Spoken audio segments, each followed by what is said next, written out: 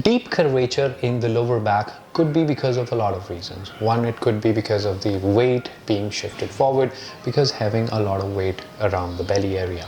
Second, it could be because of the weak set of muscles in the lower back and not able to hold and support the back in place.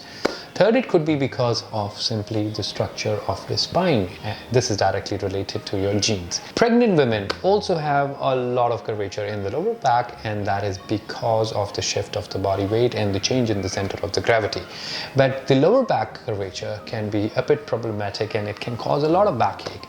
But let's see what are the things that we can do to avoid it, and also what are the things that you can do to fix it. So your long-term strategy to deal with lordosis is to strengthen the muscles that are adjacent to your spine. So when you strengthen those muscles, they are going to keep your spine in place and avoid arching the back a little too much. But what are the poses that you can do in case your back is acting up? What are the things that you can do immediately on the mat? Let's say if you had a long day where you were standing for long hours, what is that you can do at the end of the day to help you ease the back pain? Let's get started with that. The first thing you want to do is to make sure to get yourself into the child's pose. It's very simple. Send your knees wide. You're going to fold your legs like this and simply lean forward into this position. So place the forehead down onto the mat. Now just by doing so, you would see that anything that was here in the lower back is now getting stretched. So there's a long stretch along the muscles. So you stretch those muscles and not just simply be there.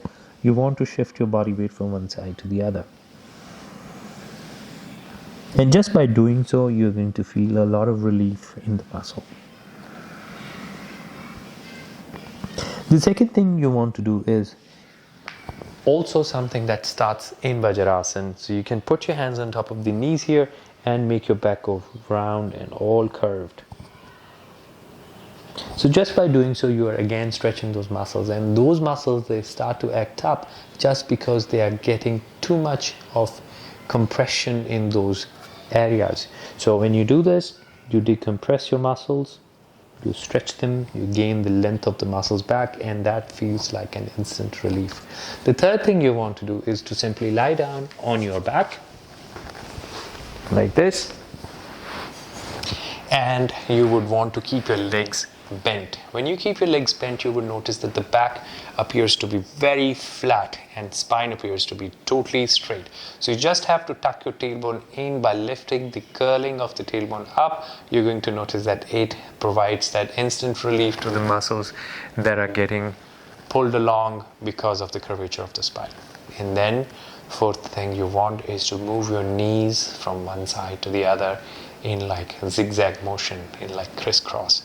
So when that happens, it's like your shoulders are not moving anywhere, but just by this movement, it's the tailbone, it's the sacrum, the lower back, it kind of goes away, and it goes away in that direction just by this movement.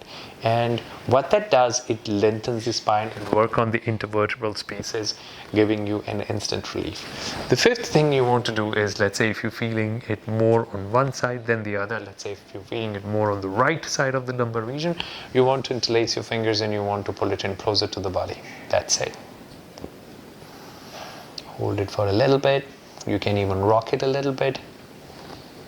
Gently, you're going to do the same thing onto the other side. You pull it in closer like this, rock it, flatten it a little bit. And the sixth movement will be to hug your knees together. So you bring them in close to the body. You can even interlace and interlock your wrists here, and then flatten your back, and then shift your body weight from one side to the other.